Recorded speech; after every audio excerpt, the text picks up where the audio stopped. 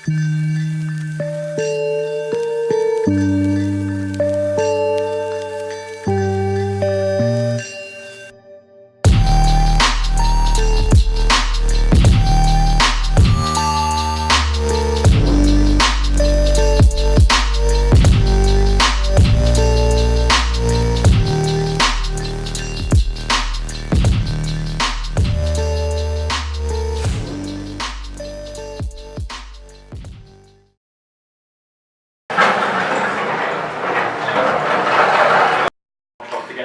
come back and You're saying do it at primary school because we were all a bit fascinated, and then you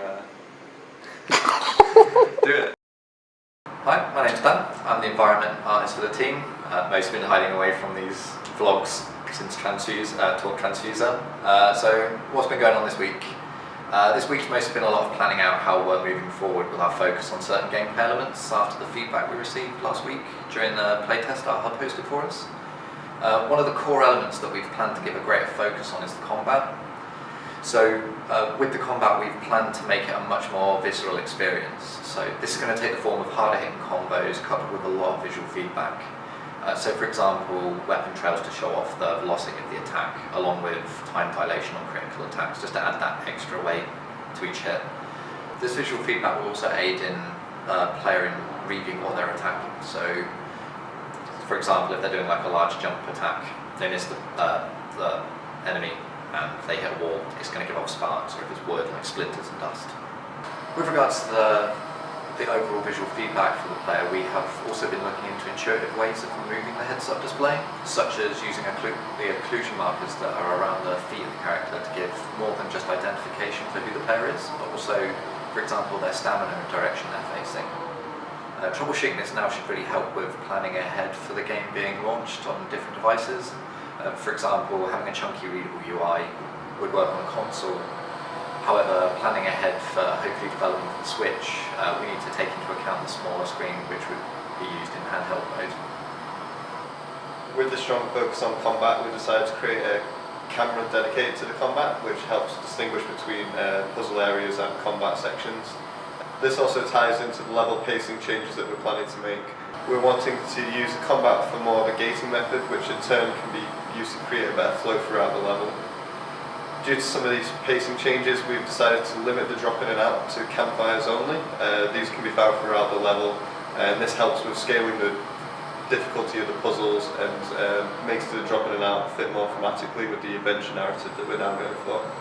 Also this week, on top of rehauling certain elements of the game, I've also been doing a little bit of pre-production work, such as just reworking the file hierarchy in UE4.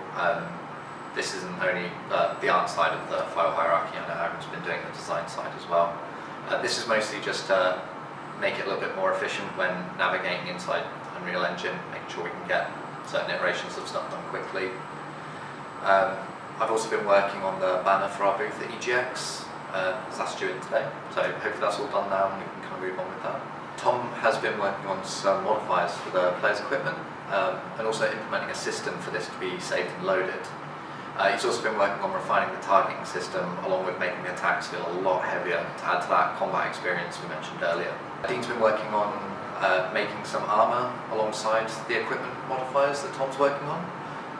He's also been working on some awesome particle effects that will be unique to the level that we're going to be showcasing at EGX. This week, David's also been focusing on the midterm review work, such as the pitch deck and the business plan. He's also adapted our scheduling and milestone for the changes that we've made from the feedback session, as well as helping refine the design changes based on the feedback. This week I've also created the combat camera, which, as mentioned before, differentiates the different sections between combat and puzzle. Into next week, we're going to be reorganising our file hierarchies for the project, and then from there, now that we have a schedule layout, we can just hit the ground running and start producing the work that's needed. Redesigning some of the level aspects, working on the combat, and visual feedback is a big part that we're going to be working on as well. So yeah, we've also got mid-review. See how that goes. Should be good.